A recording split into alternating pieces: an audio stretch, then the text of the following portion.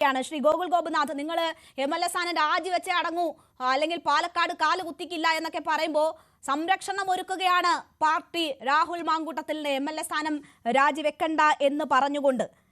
നിങ്ങൾക്ക് ധാർമ്മികമായി ഒരു അവകാശവുമില്ല ഇത്തരം ഒരു വാദം മുന്നോട്ട് വെക്കാനെന്നതാണ് KPCC അധ്യക്ഷൻ പറയുന്നത്. ഇവിടെ ഈ കോൺഗ്രസ്സുകാര് ഇത്തരം ആരോപണങ്ങളും ഇത്തരം വിഷയങ്ങളുമായി ബന്ധപ്പെട്ട് കേസും നിയമവ്യവഹാരങ്ങളും വരുമ്പോൾ MLA-മാരെയും മന്ത്രിമാരെയും ഒക്കെ രാജിവെപ്പിച്ച ചരിത്രമൊന്നും കോൺഗ്രസിനില്ല. ഇതൊരു പൊതു സ്വഭാവമാണ്. നമ്മൾ എത്ര കാലം കൊണ്ട് രാഷ്ട്രീയത്തെ കാണുന്ന ആൾക്കാരാണ് ഈ സംസ്ഥാനത്തെ, ഈ രാജ്യത്തെ ജനങ്ങൾ. ഇത് കോൺഗ്രസിന്റെ DNA-യുടെ, ഈ കോൺഗ്രസ് പാർട്ടിയുടെ DNA-യുടെ പ്രശ്നമാണ്.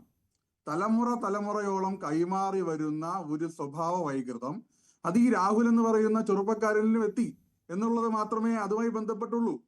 ഇത് രാഹുലിന് മാത്രമല്ലല്ലോ, നമ്മുടെ ഈ സംസ്ഥാനത്തെ പ്രധാനപ്പെട്ട കോൺഗ്രസ് നേതാക്കന്മാർ പരസ്പരം വിഴുപ്പലക്കുന്നത് ഇതിനേക്കാൾ, ഇപ്പൊ രാഹുലിനെതിരെ ഉയരുന്നതിനേക്കാൾ അതിഭയാനകമായ രീതിയിൽ ഉള്ള ആരോപണങ്ങളും ഈ പറയുന്ന കിടപ്പറ കഥകളും പൊതുസമൂഹത്തിൽ ചർച്ച ചെയ്ത എത്ര നാണം കെട്ട കാര്യങ്ങൾ നമ്മുടെ മുമ്പിലുണ്ട്.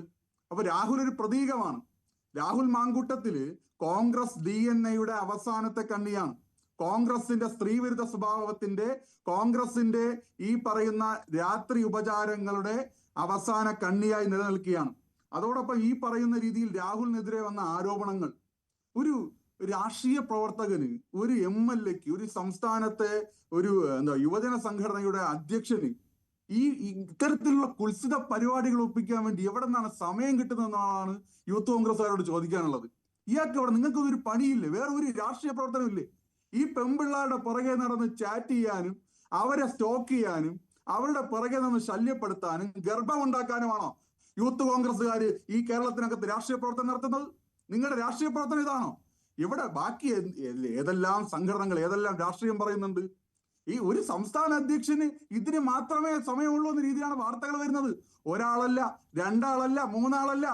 അത് സ്ത്രീയോ പുരുഷനോ മാത്രമല്ല, ഒരു ട്രാൻസ്ജെൻഡർ വുമൺ വന്നിരുന്ന് പരസ്യമായി പറയുകയാണ്.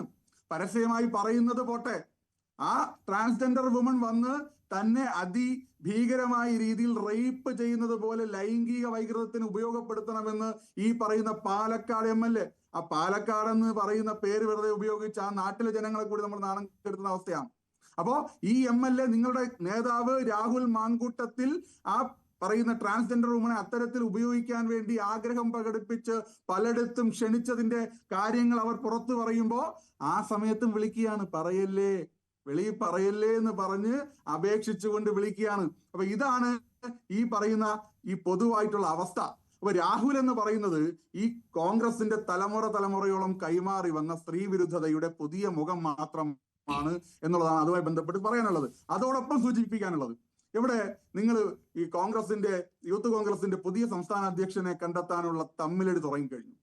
വേറൊരു യാഥാർത്ഥ്യം എന്ന് പറയുന്നത്, ഈ രാഹുൽ ഇന്നും ഇന്നലെയും തുടങ്ങിയ പരിപാടിയല്ല ഇതെന്നുള്ളത് കേരളത്തിലെ പൊതുസമൂഹത്തിന് മനസ്സിലായിട്ടുണ്ട്. അപ്പോ എന്തായാലും സംസ്ഥാന അധ്യക്ഷൻ ഇത്തരത്തിലുള്ള കുൽസിതങ്ങൾ നടത്തുമ്പോൾ ഒന്നുമില്ലെങ്കിൽ ഒരു സംസ്ഥാന കമ്മിറ്റി മുമ്പെങ്കിലും ഇത് അറിഞ്ഞിട്ടുണ്ടാവും. സ്വാഭാവികമാണ്, ഏത് സംഘടനയിലായാലും. അങ്ങനെ ഒളിച്ചും മറിച്ചൊന്നും ഇത്തരത്തിലുള്ള സ്ത്രീ വിരുദ്ധതയൊന്നും ഒരാൾക്ക് ഈ കേരളത്തിന്റെ പൊതുസമൂഹത്തിൽ ഈ പുതിയ മാധ്യമ സംവിധാനങ്ങളുള്ള ഒരു ഘട്ടത്തിൽ നടത്താൻ വേണ്ടി കഴിയില്ല. അപ്പോ യൂത്ത് കോൺഗ്രസ് ഇപ്പൊ ഇത് പുറത്തു വിട്ടത്, അല്ലെങ്കിൽ നിങ്ങൾക്കിടയിൽ നിന്ന് ഇത് മാധ്യമങ്ങളിലൂടെ ചോർന്നത് ഈ പറയുന്ന നിങ്ങളുടെ അധികാര വടംവലിയുടെ ഭാഗം കൂടിയാണ്.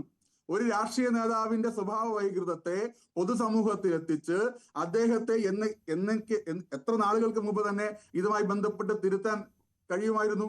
നിങ്ങളുടെ രാഷ്ട്രീയ പ്രസ്ഥാനം യൂത്ത് കോൺഗ്രസ് രാഹുലിനെ തിരുത്തിയിരുന്നെങ്കിൽ ഒരു പെൺകുട്ടിക്ക് ഗർഭചിത്രത്തെ കുറിച്ച് രാഹുലിന് ക്ലാസ് എടുക്കേണ്ടി വരുമായിരുന്നോ? ഈ പറയുന്ന ട്രാൻസ്ജെൻഡർ വുമണിനെ അപമാനിക്കപ്പെടേണ്ടി വരുമായിരുന്നോ?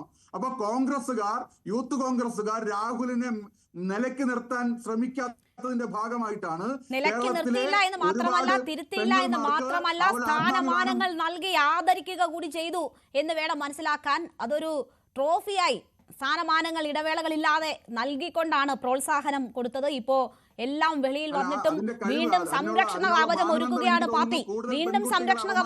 പാർട്ടി. ഞാൻ ഗോകുലിലേക്ക് തിരിച്ചെത്താം, മറ്റതിഥികളിലേക്ക് എത്താം.